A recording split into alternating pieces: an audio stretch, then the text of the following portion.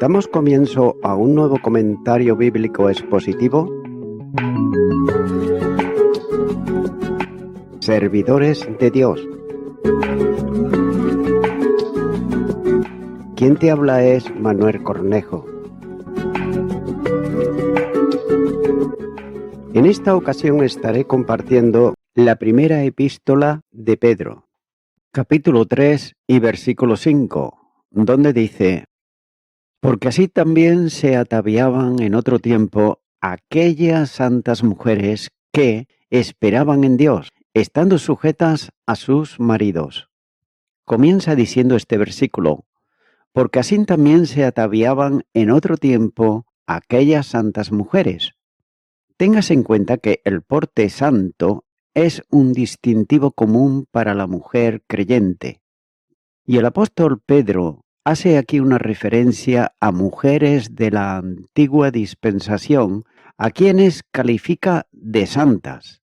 Son, sin duda, algunas creyentes fieles, pertenecientes al pueblo de Israel. Y note que el calificativo se usa habitualmente para referirse a creyentes de la época actual, de la dispensación de la Iglesia, utilizándose también para referirse a Cristo, como por ejemplo señala Hechos de los Apóstoles, capítulo 4 y versículo 27, donde dice: porque verdaderamente se unieron en esta ciudad contra tu santo Hijo Jesús, a quien ungites, Herodes y Poncio Pilato, con los gentiles y el pueblo de Israel. Y este mismo capítulo 4, pero ahora el versículo 30 dice: mientras extiendes tu mano para que se hagan sanidades y señales y prodigios, mediante el nombre de su santo Hijo Jesús. Pero note que, sin embargo, Pedro no hace distinciones en este sentido entre creyentes del Antiguo Pacto y del Nuevo Testamento. Posiblemente una extrema precisión en estas distinciones y separaciones entre ambos pueblos, judíos y gentiles, distorsionan, por otro lado, las realidades espirituales, no en el sentido de igualdad a Israel y a la Iglesia en las promesas y en los pactos, algunos de los que han de cumplirse en el futuro. Pero no es menos cierto que tanto los antiguos como los nuevos creyentes han sido salvados y justificados de la misma manera por gracia mediante la fe. Continúa diciendo este versículo que esperaban en Dios. Y por esa anterior razón se dice que esperaban en Dios. Y note que así se señala en la epístola a los Hebreos, donde se lee: conforme a la fe murieron todos estos sin haber recibido lo prometido, sino mirándolo de lejos y creyéndolo y saludándolo y confesando que eran extranjeros y peregrinos sobre la tierra. Hebreos capítulo 11 y versículo 13. Ya que todo aquello esperaban en Dios, porque, como ocurría con Abraham, Sara esperaba la ciudad que tiene fundamentos, cuyo arquitecto y constructor es Dios. Hebreos capítulo 11 versículo 10. La esperanza resultante de la fe con Dios es, como todo lo de salvación, la misma para quien cree. Por esa razón, tanto los llamados héroes de la fe como nosotros somos, en palabra del apóstol, extranjeros y peregrinos. Capítulo 2 y versículo 11. Continúa diciendo este versículo: estando sujetas a sus maridos. El carácter probado de aquellas mujeres que son ejemplo de fe no están en relación con los vestidos o los adornos que sin duda también están presentes, sino en la subordinación al esposo, con cuyo tema comenzó la exhortación en el versículo 1. De manera que estas santas mujeres tenían el pensamiento no en la apariencia exterior, sino en la virtud interior con la que estaban ataviados sus corazones. En el entorno social del cristianismo, en la relación comunitaria de los cristianos, había por otro lado el peligro de entender mal la libertad cristiana, como si ésta permitiese romper la estructura que Dios había establecido para el matrimonio y que las esposas no estaban ya en relación de subordinación con el marido. De ese modo conduce el pensamiento de las mujeres creyentes a las que dirige los versículos de este párrafo, para hacerle entender que la voluntad de Dios está en la subordinación voluntaria al esposo, mostrando en todo un carácter afable y apacible, siempre que esa subordinación no suponga un quebranto de lo que Dios demanda para los suyos.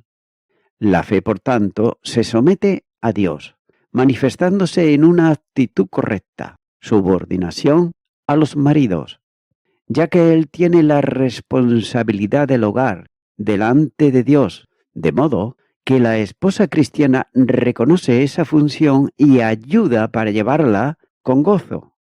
Continúa ahora con el versículo 6, donde dice: como Sara obedecía a Abraham, llamándole Señor, de la cual vosotras habéis venido a ser hijas, si hacéis el bien, sin temer ninguna amenaza.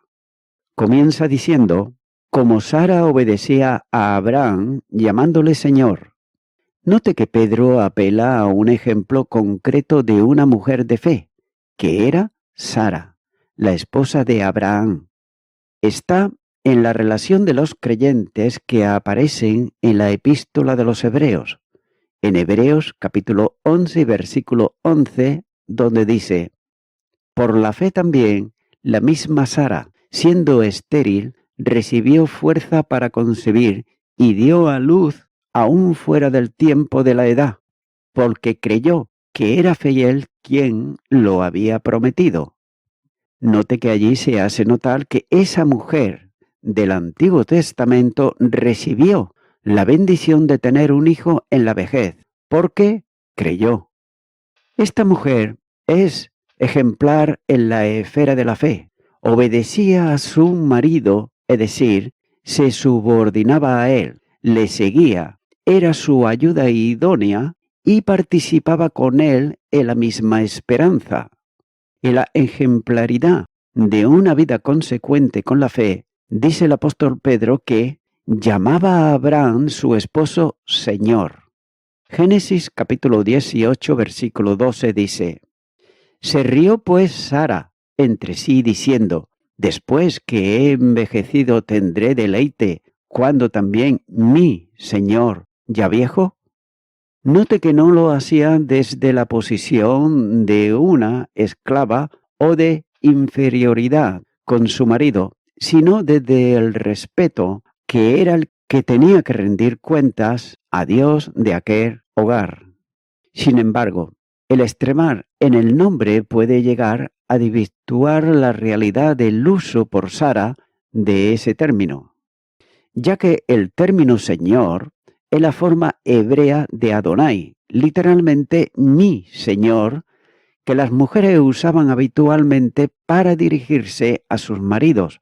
Probablemente no tenía ninguna connotación especial. Era la forma equivalente a lo que hoy sería mi marido o mi esposo.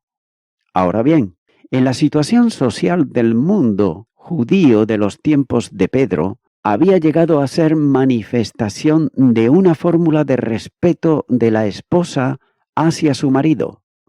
Con todo, en un matrimonio que aparece en el relato bíblico, inspirado el título era expresión de la subordinación de Sara a su esposo, lo que el apóstol desea en el escrito para las mujeres creyentes en la iglesia. Sigue diciendo este versículo: de la cual vosotras habéis venido a ser hijas. Según esta enseñanza, las mujeres cristianas vinieron a ser hijas de Sara. Y note que de igual modo se enseña que los creyentes en general somos hijos de Abraham. Gálatas, capítulo 3, versículo 7 dice: sabed por tanto que los que son de fe, estos son hijos de Abraham. También será necesario detenerse brevemente en esta relación espiritual de la que Pedro habla a las mujeres, pero que descansa en la relación que los creyentes tienen con quienes establecieron una relación de fe con Dios. Abraham, lo mismo que Sara y cualquier otra persona que ha sido justificada por Dios, ha llegado a serlo por medio de la fe. Romanos, capítulo 5 y versículo 1 dice: Justificados pues por la fe, tenemos paz para con Dios por medio de nuestro Señor Jesucristo. Es necesario entender que la justificación de Abraham, al igual que la de Sara, fue dada a gentiles, puestos que ambos no habían entrado en el pacto de las promesas que Dios le formuló más tarde para ellos y su descendencia. Los creyentes no son bienaventurados por lo que harían en la práctica de la obediencia, sino por la fe depositada en Dios, por la que son justificados. La justificación por la fe, que ocurrió con Abraham, son una misma cosa con todos los que creen, sean procedentes de Israel o de la gentilidad, ya que sólo la fe de la vinculación que Pedro menciona aquí en relación con las esposas como hijas de Sara. De otro modo, la justificación por la fe que comprende a Abraham y a su esposa Sara está poniendo de manifiesto una unidad universal de todos los creyentes, sin importar cuál sea el origen étnico de procedencia. Porque en Cristo Jesús ni la circuncisión vale algo, ni la incircuncisión, sino la fe que obra por el amor. Gálatas capítulo 5, versículo 6. La Iglesia es hoy la manifestación de la realidad de los hijos de Dios, por la fe en Cristo, en la que las diferencias quedan abolidas y de dos pueblos diferentes, Dios hace un solo y nuevo hombre, haciendo la paz, reconciliando a todos con Dios en un solo cuerpo y matando en la cruz las enemistades. Efesios capítulo 2 y los versículos 15 y 16 nos dice: aboliendo en su carne las enemistades, la ley de los mandamientos, expresados en ordenanzas, para crear en sí mismo de los dos un solo y nuevo hombre, haciendo la paz, y mediante la cruz reconciliar con Dios a ambos en un solo cuerpo, matando en ella las enemistades. No se trata de que los gentiles se hagan judíos o viceversa, sino que ambos dejen de ser dos para hacerse uno en un acto creacional de Dios en Cristo. Y esta nueva humanidad surge de un acto creador de Dios, quien pone a cada pecador creyente en comunión íntima con Jesús, para que reciba en esa posición la vida eterna. También es necesario entender esto con claridad, ya que el sistema antiguo de incompatibilidad y enemistad ha quedado definitivamente destruido por la obra de Jesucristo, que no establece de los dos un nuevo pueblo, absolutamente imposible por la enemistad, sino un nuevo hombre o una nueva humanidad. Y Pedro, al referirse a la relación de la mujer cristiana como hija de Sara, es que por la fe entra a formar parte de la verdadera descendencia de ella, que no es genético humano, sino espiritual. Es decir, no se entra en relación con ella por ser descendiente física de aquella mujer, sino que la vinculación es por la misma fe que cree a Dios. Si los hijos de Abraham son los que tienen la misma fe de Abraham, como señala Lucas 19 y versículo 9, esto es, los que obran por fe, como hizo el creyente Abraham, como también señala el Evangelio de Juan, capítulo 8 y los versículos 39 y 40. Por tanto, las hijas de Sara están en la misma relación, ya que solo los que creen son herederos de las promesas dadas a Abraham, como señala Génesis capítulo 15, versículos 18 al 21, y Romanos capítulo 11 y los versículos 25 al 28. Así pues, aquellas a quienes Pedro califica de hijas de Sara son las que comparten con ella la fe. También son las que tienen la fe como razón fundamental de vida. Solo estas son hijas de Sara. También es interesante apreciar el uso del sustantivo que incluye a todas las mujeres de fe en esa relación, esto es, a las que creen conforme al modo en que Sara creyó. Sigue diciendo este versículo: si hacéis el bien sin temer ninguna amenaza. Como quiera que la fe sin obra es muerta en sí misma, como señala Santiago, capítulo 2 y versículo 17, también la verdadera fe conduce a la mujer creyente a la expresión visible de ella, entre otras formas como subordinadas al esposo. Pero algo más. Pedro dice que la fe conduce al creyente a la práctica del bien. Y lo hacen por dimensión de vida comunicativa en Cristo, es decir, la vida de Cristo se hace vida en el creyente. Gálatas capítulo 2, versículo 20 y Filipenses capítulo 1 y versículo 21. Así que, como dice Jesús, anduvo haciendo bienes. De otro modo, transcurrió en el ejercicio del bien. Hechos de los Apóstoles, capítulo 10 y versículo 38. Y así también los creyentes, en este caso las mujeres cristianas, dedican su vida a la práctica del bien. Por consiguiente, estas mujeres no temen a ninguna amenaza, ya que nadie podrá acusarlas justamente de malas acciones. Lo único posible es que las acusen mintiendo, cuyo padecimiento sería por causa de la justicia, como señalan los versículos 13 y 14.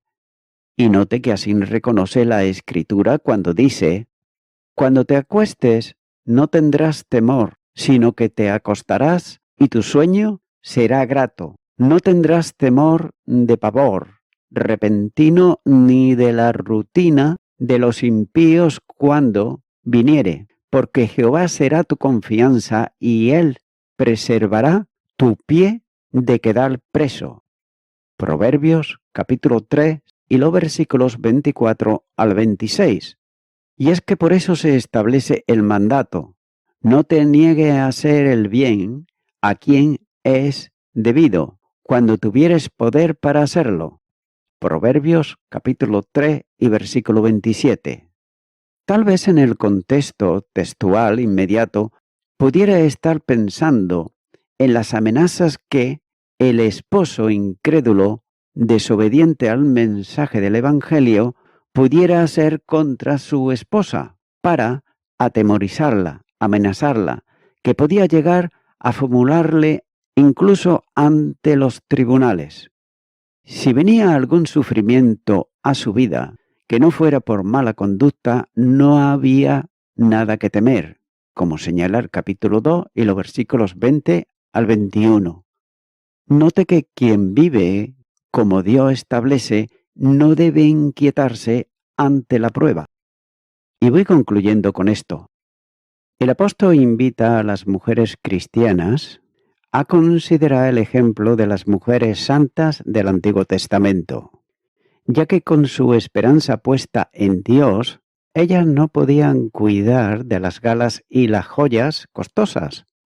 Por tanto, ellas se adornaban con el adorno más costoso de un espíritu manso y tranquilo, mostrando su mansedumbre y además viviendo en sujeción a sus maridos. La sumisión de la autoridad es la nota clave de esta parte de la epístola, ya que le dice: ¿de quién sois hijas? No solo según la carne, sino espiritualmente según la promesa. Por eso le dice, vosotras lo sois, os sois hechas o hechos, os convertís a saber por imitación de su fe y santidad, así como lo sois por parentesco y sucesión, os sois declarados y conocidos, como se usa en la frase en otros lugares, por ejemplo, en el Evangelio de Juan, capítulo 15 y versículo 8. También le dice, mientras que hagáis el bien. El bien hay que seguirlo y hacerlo en buenas obras, como señala la primera carta a Timoteo, capítulo 2 y versículo 10. Y también le señala que no deberían de tener miedo de ningún asombro o temeroso de cualquier cosa espantosa o que pueda atemorizarte, tomando el asombro por el objeto o causa o miedo, como señala precisamente este capítulo 3, versículo 14 y el Salmo capítulo 53, versículo 5. Y también el sentido puede ser siempre que cumpla con sus deberes con una mente resuelta y se mantengan alejados de lo que os es contrario a la fe, o siempre y cuando os sometáis a vuestros maridos de buena gana, alegremente y sin ningún temor, servir de ser perdedoras por vuestra obediencia y de ir peor por vuestra paciencia y sumisión. Amigo y amiga oyente, el mensaje principal de este pasaje para las mujeres tanto de aquel tiempo como el de ahora es que busquen la belleza inmarcesible de un espíritu apacible y gentil. Pedro presenta 3 oportunidades para presenciar de un espíritu afable y apacible, ya que una de las formas de resaltar si un espíritu es tranquilo y apacible o por el otro lado un corazón ansioso y temeroso. Todos sabemos que la sociedad moderna habla mucho de la libertad de la mujer en el día de hoy, pero sin embargo, las mujeres de hoy cada vez tienen menos tiempo para ellas mismas. Y esto lo saben muy bien. La palabra de Dios nos dice en el Evangelio de Juan, capítulo 8 y los versículos 32 y el 36, dice, y conoceréis la verdad y la verdad os hará libres. La auténtica libertad está tanto para las mujeres como para el hombre que conoce a Jesucristo. Y el versículo 36 dice, así que si el Hijo os libertare, seréis verdaderamente libres. Amigo y amiga oyente, ahora yo te invito a que puedas hacer una oración para que sea verdaderamente Jesucristo, el Hijo de Dios, el que quiere y puede traer la verdadera paz a tu corazón y la verdadera libertad que solamente Él puede dar a tu alma. Por tanto, te animo a que hagas una oración de fe y acepte a Cristo en tu corazón. Ora conmigo y repite esta oración que voy a hacer y di. Señor Jesucristo, vengo ante ti y vengo en arrepentimiento, porque he procurado aparentar lo que verdaderamente no soy. Cuando en lo más profundo de mi alma me he sentido vacía y triste, he aparentado que estaba alegre, pero vengo ante ti en arrepentimiento pidiéndote perdón. Te abro mi corazón y te acepto a ti, Señor Jesucristo, como mi Salvador, y te doy gracias en tu nombre. Amén.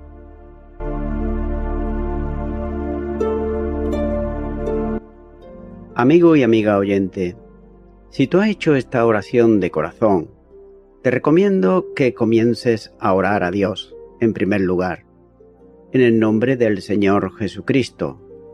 Orar a Dios no es rezar, sino que es hablar con una persona.